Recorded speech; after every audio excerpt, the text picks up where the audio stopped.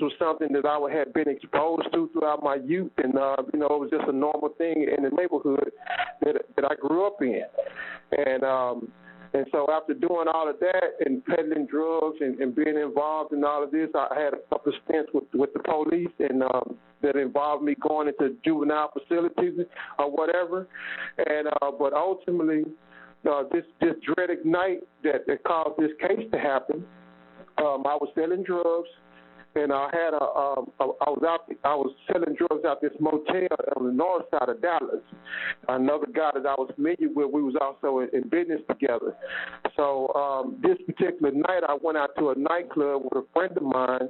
And when we returned back to the motel, there was a couple of guys in the parking lot that I never even knew. I'd never seen them before. And so they rushed our vehicle, and they were trying to sell us drugs. They thought we was there to buy drugs. And so I informed them that we wasn't there to buy drugs, to get off the vehicle, and they was kind of still aggressive about trying to sell us drugs. And then when I got a little bit more aggressive in my tone, and we stepped out the vehicle, the guy was upset at the way I had spoke to him about, getting off the vehicle. And so an argument ensued.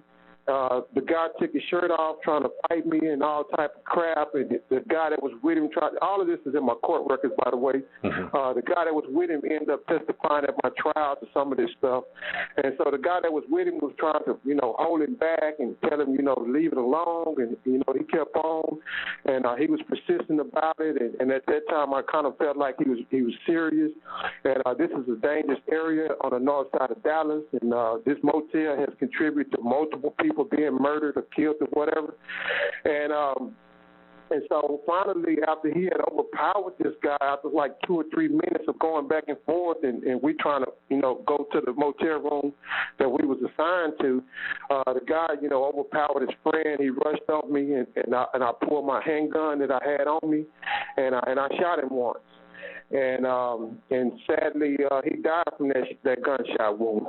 And being 19 years old and raised up in this environment where you don't kind of really talk to the police, and you don't really seek, refuge with the police or whatever, and knowing that I was already involved in criminal activity as far as my purpose for being at that hotel, I fled.